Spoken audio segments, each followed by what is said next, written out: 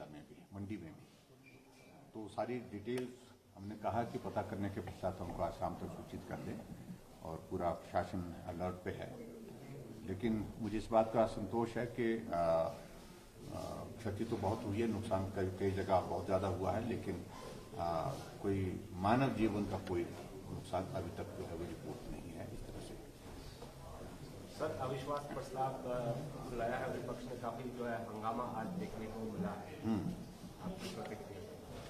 ये स्वाभाविक रूप से देखिए, चुनाव से पहले का सत्र है और मैं पिछले 25 वर्षों से इस बात को हमेशा देखता हूं कि जब अंतिम वर्ष होता है, अंतिम वर्ष में खासतौर से ये मॉनसून सत्र होता है, इसके पश्चात क्योंकि हमारा विधानसभा का चुनाव का दौर शुरू हो जाता है, तो ये काफी एग्रेसिव होता है और विपक्ष बहुत सारे प्रश्न खड़े करने की कोशिश करता है और उसके साथ साथ में जो लोगों की एक्सपेक्टेशन होती है, जो वर्ग ऐसे होते हैं जिनको कुछ इश्यूज को लेकर के अपनी बात कहनी होती है, वो सब लोग मिलते हैं।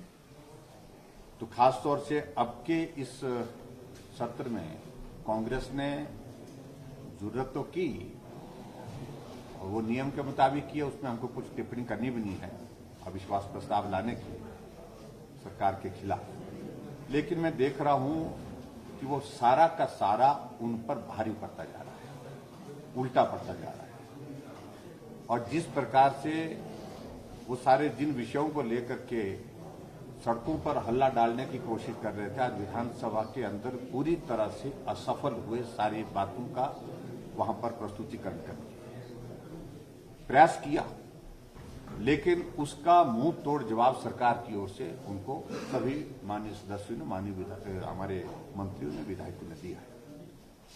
अभी 3 बजे तक उस पर डिस्कशन होनी है, लेकिन मैं कुल मिलाकर के अभी तक के इस दौर में जो फर्स्ट हाफ का जो हमारा डिस्कशन का जो दौर देखा मैंने अविश्वास प्रस्ताव पर, वो कांग्रेस को उल्टा पड़ा है, भारी पड़ा है और उनके ही साथी इस बात को कह रहे हैं कि लाभ के बजाय नुकसान होता दिख रहा है। मैं सिर्फ इतना ही कहना चाह रहा हूं, लोकतांत्रिक व्यवस्था है, लोकतांत्रिक व्यवस्था के अनुरूप उनको अपने बात कहने का अधिकार है, वो कहें। लेकिन फिर भी उसके बावजूद सरकार की ओर से मैंने पहले दिन से कहा था, पहले से ही कहा था कि हमने हिमाचल प्रदेश में जिस प्रकार से इन 4.5 वर्ष, पौने 5 वर्ष के कार्यकाल में जो काम किए, कमी रहती है काम करते करते और perfection can never be achieved तो कहा भी जाता है, लेकिन फिर भी उसके बावजूद बेहतर ढंग से काम करने की कोशिश की है।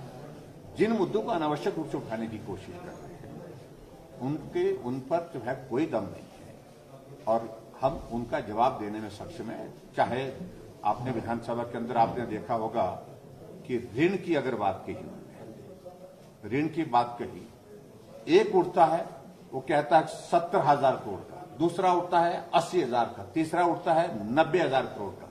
यानी कि कम से कम विधानसभा के सदस्य होने के नाते, विधायक होने के नाते जिम्मेवारी के साथ तो कहो। अभी हमारा 65,000 करोड़ से भी कम का ऋण है, ये फैक्ट्स है और ये भी सच्चाई है जिसका मैं जिक्र वहां पर माननीय सदन में कर भी रहा था। अगर परसेंटेज के हिसाब से देखें तो वृद्धि दर इनके समय में कांग्रेस की गवर्नमेंट में 67% थी और ऋण की वृद्धि दर हमारे समय में 35% है।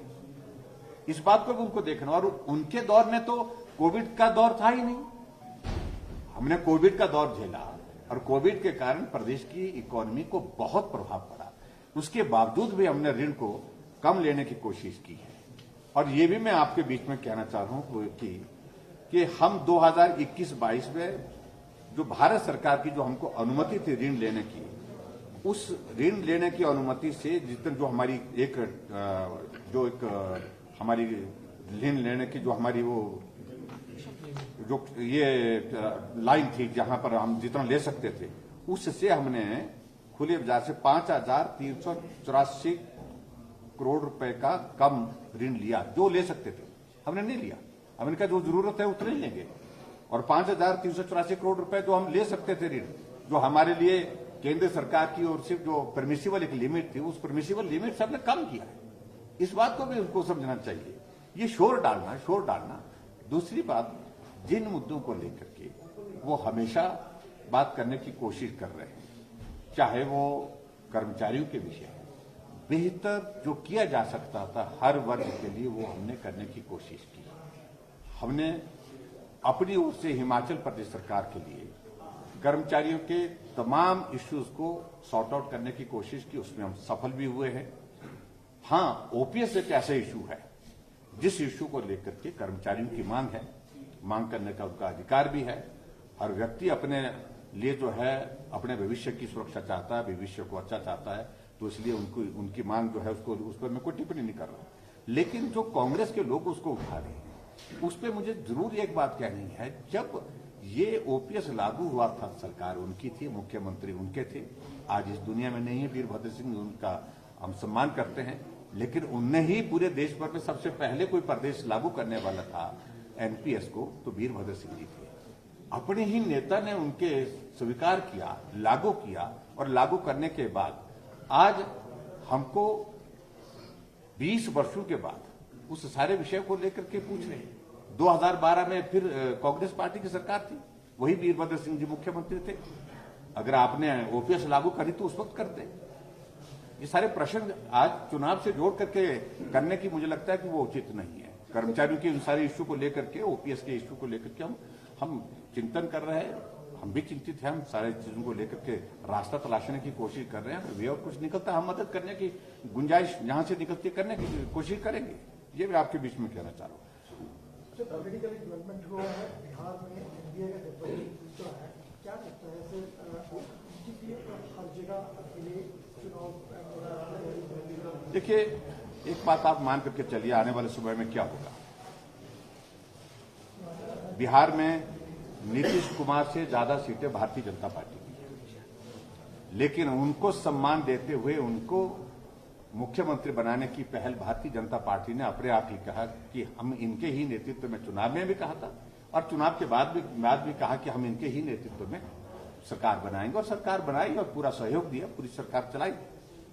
उस पर मैं बहुत ज्यादा कोई टिप्पणी नहीं करना चाहता हूं। वर्तमान परिस्थिति में उनको क्या लगा होगा, सारी चीज को लेकर के वो केंद्र का नेतृत्व वहां अपने आप जो है सारी चीजों का आकलन कर रहा हो। लेकिन मैं इतना जरूर कहना चाह रहा हूं कि आने वाले समय में बिहार में विशुद्ध भारतीय जनता पार्टी की सरकार बनेगी, रास्ता साफ कर दिया गया। सर, आज की डेट में हिमाचल में मुद्दा है बेरोजगारी और महंगाई। सर, महंगाई, देखिए, मैं कहूँ ये मुद्दे सदैव के मुद्दे हैं।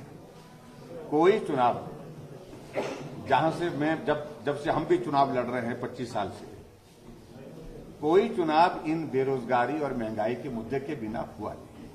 स्वाभाविक रूप से चिंता का विषय है महंगाई और बेरोजगारी, और ये ग्लोबल इश्यू है, ये देश का नहीं पूरी दुनिया का इश्यू है, आज प्रदेश का इश्यू नहीं। लेकिन खासतौर से जिस प्रकार से एक बात कही जा रही है कि महंगाई बढ़ गई और बेरोजगारी बढ़ गई, क्या अभी हमारे ही सरकार के दौरान बढ़ी है? क्या कांग्रेस की सरकार जो लंबे समय सत्ता में रही, बेरोजगारी उसका कंट्रीब्यूशन नहीं है कि उनके दौरान बेरोजगारी नहीं बढ़ी? क्या उनके दौरान महंगाई नहीं बढ़ी? ये तमाम इश्यूज को चुनाव के दिनों में उठाया जाता है, जिससे विपक्ष की ओर से कोशिश होती है कि हम किस माध्यम से राजनीतिक मफाद यानी कि लाभ ले सके, उस तरह का प्रयत्न है। लेकिन सारे विषय जिस प्रकार से हमारे सामने है, कोशिश करेंगे इनके समाधान की दृष्टि से जो बेहतर किया जा सकता है। सर, ये भी कहा जा रहा है कि जो सेशन है वो जानबूझ के कम रखा गया उसका 3 दिन का सेशन। देखिए, अधिकांश तौर पर मानसून का 70, 5 और 6 दिन का होता है, और ये भी मैं आपके बीच में कहना चाह रहा हूं कि जब 70 ये हमारा 5वीं साल का होता है, ये अंतिम सत्र है, उसके बाद हम चुनाव में जाने वाले हैं, ये कई बार इससे भी छोटा हुआ है, तो ये भी मैं आपके बीच में कहना चाहता हूँ। तो इसलिए सत्र का 4 दिन और 5 दिन का बहुत ज्यादा जो एजेंडा है उस पर हम चर्चा कर रहे हैं। Thank you please.